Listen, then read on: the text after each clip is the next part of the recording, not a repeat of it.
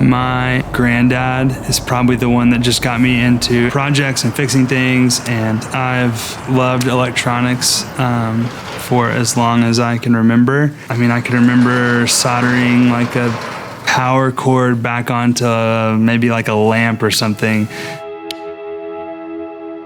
Really was inspired by guys that I knew from Oklahoma City, that mainly I think their unorthodox use of effects to see past just maybe the label on a pedal as a distortion pedal or a delay pedal.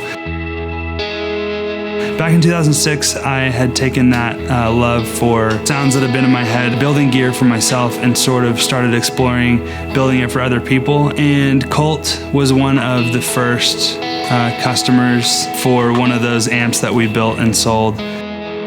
I fell in love with sound at an early age, and I fell in love with the manipulation of sound and how sound can be manipulated to provoke emotion, and how that emotion can be used to elevate people from out of their current situations. And music, really, being able to make products that manipulate sound and create great sound is a powerful thing.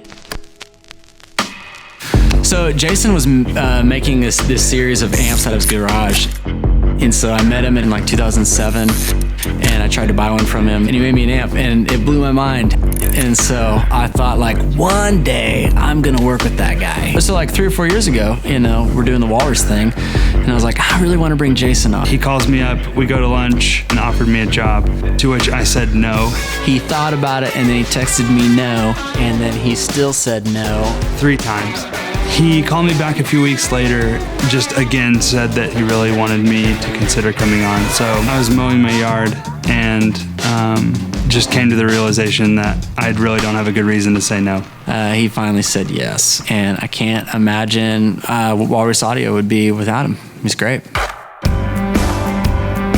What Walrus is a collection of really gifted people, guys who have golden ears, work really hard, and can see ways to innovate. Really everything matters, from conception to breadboarding to prototyping.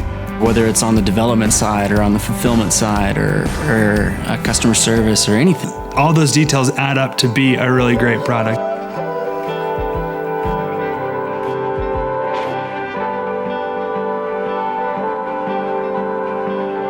So it goes back to starting with the Voyager. The Voyager kind of took us where we were able to put out the Deep Six compressor and the Iron Horse distortion. Mesner overdrive, 385 overdrive, the Descent reverb, Warhorn.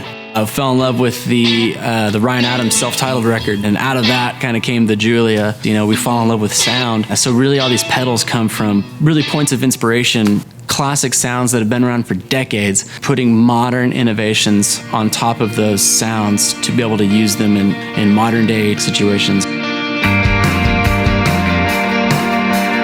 Before any Walrus Audio product hits the street, we put the pedal, the prototype, in a box, and it goes to a touring guitar player or a session guitar player. These pedals are living side by side with professional artists. When it finally goes to the market, like, it's had a beating, and it's been through the trenches. I think the goal for us is getting feedback of like, hey, your pedal made it on our album. Hey, your pedal is going on tour with us. It's really awesome seeing people far more creative than me coax out sounds that I didn't necessarily know existed in the pedal.